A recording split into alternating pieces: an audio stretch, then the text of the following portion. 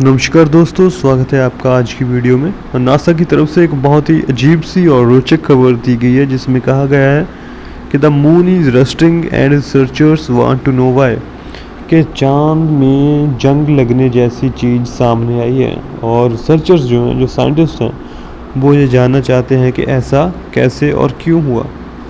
तो जानते हैं इस खबर के बारे में डिटेल में और क्या कुछ कहा गया है इस आर्टिकल में साइंटिस्ट की तरफ से, रिसर्चर्स की तरफ से। तो समय ना वेस्ट करते हुए आइए देखते हैं। तो दोस्तों, जैसे कि सबको पता ही है कि चांद पर हवा जैसा कुछ नहीं है, चांद एयरलेस है। लेकिन इस रिसर्च में पाया गया है कि चांद की सतह पर हेमेटाइट है। हेमेटाइट एक किस्म का जंग होता है जिसे कि ऑक्सीजन और पानी की ज़रूरत होती है पनपने के लिए। तो इसी बात ने साइंटिस्ट को पजल कर दिया है कि पानी तो ठीक है, इसरो के ऑर्बिटर्स ने पहले भी इसका पता लगाया था। सबसे पहले बल्कि इसरो ने ही पता लगाया था कि चांद पर पानी मौजूद है, लेकिन ऑक्सीजन वहाँ कहाँ से आई। तो इस बात ने साइंटिस्ट को पजल कर दिया है। मंगल ग्रह पर इस तरह की जो जंग थी वो बहुत समय से मौजूद है, इसका सबको पता है, क्योंकि उसकी सतह पर आयरन, ऑक्सीजन और जो पानी की मौजूदगी थी वो उस पर जो जीवन था पुरातन समय में, उसके समय से ही मौजूद है, जिसकी वजह से ही मंगल ग्रह का जो रंग है वो इस तरह का हुआ है। पर जो हमारे साइंटिस्ट हैं वो इसे देखकर बिल्कुल चौंक गए हैं कि चांद पर हवा ना होने के बावजूद भी इस तरह की रस्ट और जंग कहाँ से आई।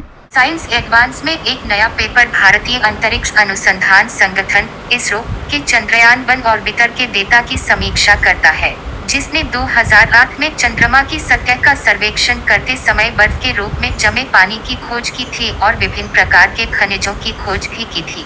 हवाई विश्वविद्यालय के प्रमुख लेखक शुआई ली ने अध्ययन किया है कि चंद्रयान-1 के मून मिनरलॉजी मैपर इंस्ट्रूमेंट या M3 से बड़े पैमाने पर डेटा में पानी, जो नासा के जेट प्रोपल्शन लेबोरेटरी द्वारा दक्षिणी कैलिफोर्निया में बनाया गया था, पानी खनिजों की विविधता का उत्पादन करने के लिए चट्टान के साथ रिएक्शन करता है। और M3 ने स्पेक्ट्रा का पता लगाया जो प्रकाश सतहों से परिलक्षित होता है, जिससे पता चला कि चंद्रमा के ध्रुवों में बाकी हिस्सों की तुलना में बहुत अलग रचना थी।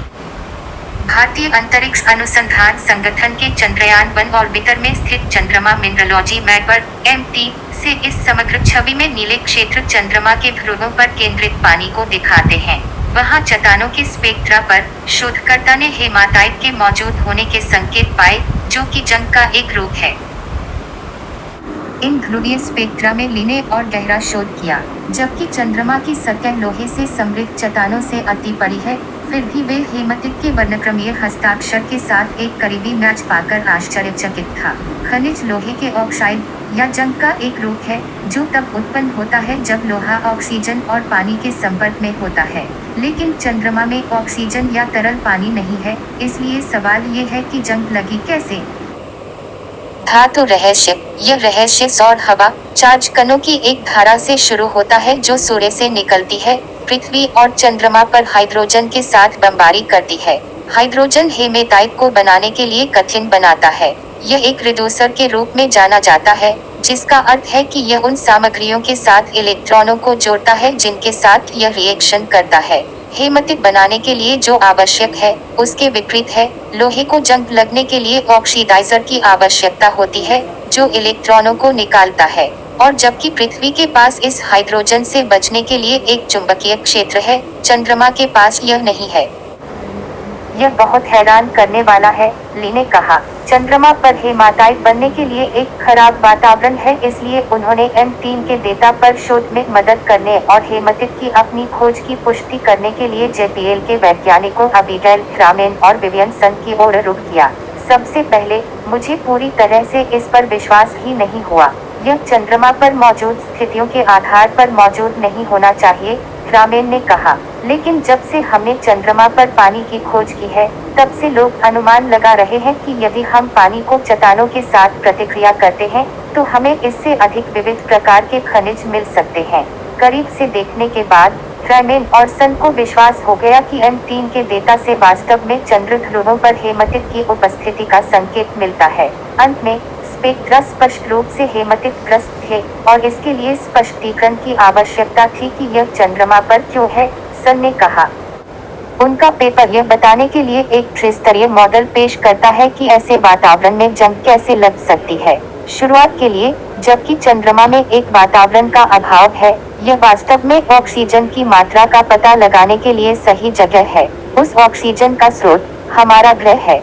पृथ्वी का चुंबकीय क्षेत्र एक विंडस्क्रीन की तरह ग्रह के पीछे रहता है। 2007 में जापान के कागुआ ऑर्बिटर ने पाया कि पृथ्वी के ऊपरी वायुमंडल से ऑक्सीजन इस अनुगामी मैग्नेटोटेल पर सवारी कर सकता है, क्योंकि यह अब आधिकारिक तौर पर सामने है। चंद्रमा पर 239,000 मील 385,000 किलोमीटर की यात्रा करना, यह खोज M3 के आंकड़ों के साथ फिट बैठती है, जो चंद्रमा की पृथ्वी की ओर नजदीकी सतह है उस पर अधिक हेमेटाइट है दूसरी दूर की सतह की बजाय। इससे यह पता चला कि पृथ्वी की ऑक्सीजन हेमाटिट के गठन होने में सहायक हो सकती है, ली ने कहा। चंद्रमा अरबों वर्षों से पृथ्वी से दूर हो रहा है, इसलिए यह भी संभव है कि इस दरार में अधिक ऑक्सीजन तब गिरी जब दोनों प्राचीन अतीत में बहुत करीब थे। फिर यह बात है कि हाइड्रोजन सौर वायु द्वारा वितरित किया जा रहा है। एक रिड्यूसर के रूप में हाइड्रोजन को ऑक्सीकरण को होने से रोकना चाहिए, लेकिन यह पृथ्वी के मैग्नेटोटेल का मध्यस्थता प्रभाव है। हमारे ग्रह से चंद्रमा को ऑक्सीजन की आपूर्ति करने के अलावा, यह चंद्रमा की कक्षा के कुछ समय के दौरान सौर हवा के 99% से अधिक के बहाव को रोकता है, विशेषकर जब भी यह पूर्ण चंद्रमा चरण में होता है। इन चक्रों के दौरान कभी कभी कुछ समय के लिए मौका बनता है जब जंग बन सकता है। पहेली का तीसरा टुकड़ा पानी है, जबकि चंद्रमा का बाकी का भाग बिल्कुल सूखा है। चंद्रमा की दूर की दूसरी साइड पर छायांकित चंद्र के गड्ढों में पानी की बर्फ मिल सकती है, लेकिन उस बर्फ से दूर हेमाटाइट का पता चला। इसके बजाय यह शोध पेपर चंद्र सतह में पाए जाने वाले पानी के अणुओं पर केंद्रित है। ली का प्रस्ताव है कि तेज गति वाले धूल के कण जो चंद्रमा पर नियमित रूप से गिरते हैं, इन सतह पर पैदा होने वाले पानी के अणुओं को छोड़ सकते हैं, उन्हें चांद की मिट्टी में आयन के साथ मिला सकते हैं। इन प्रभावों से गर्मी ऑक्सीकरण दर को बढ़ा सकती है। धूल के कण स्वयं भी पानी के अणुओं को ले जा सकते हैं, उन्हें सतह में प्रत्यारोपित किया जा सकता है ताकि वे लोहे के साथ मिलें। सिर्फ सही क्षणों के दौरान, अर्थात जब चंद्रमा सौर हवा से ढंग का होता है और ऑक्सीजन मौजूद होता है, जंग उत्प्रेरण रासायनिक प्रतिक्रिया हो सकती है। निर्धारित करने के लिए अधिक डेटा की आवश्यकता है कि पानी चट्टान के साथ कैसे संपर्क कर रहा है। यह डेटा एक और रहस्य को समझाने में भी मदद कर सकता है, क्यों हेमाटिट की छोटी मात्रा भी चंद्रमा के दूर की ओर बन रही है, जहां पृथ्वी की ऑक्सीजन तक को पहुंचने में सक्षम नहीं होना चाहिए। रामेन ने कहा कि यह मॉडल क्षुद्र ग्रह जैसे अन्य वायुहीन निकायों पर पाए जाने वाले हेमाटाइट को भी समझा सकता है। यह हो सकता है कि पानी के छोटे टुकड़े और धूल के कणों का प्रभाव इन निकायों में लोहे को जंग लगने दे रहा है, उसने कहा। ली ने कहा कि यह चंद्र विज्ञान के लिए एक रोमांचक समय है।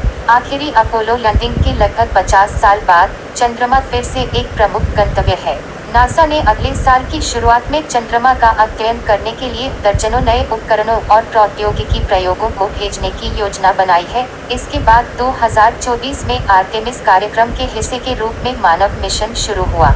JPL लूनर ट्रेलब्लेजर नामक ऑर्बिटर के लिए M3 का एक नया संस्करण भी बना रहा है। इसके उपकरणों में से एक उच्च रिजोल्यूशन वाल्टाइल्स और मिनरल्स मून मैप पर HBM3 चंद्रमा पर स्थायी रूप से छायांकित क्रेटर में पानी की बर्फ का मानचित्रण करेंगे और हेमाटाइट के बारे में भी नए विवरण प्रकट करने में सक्षम हो सकते हैं।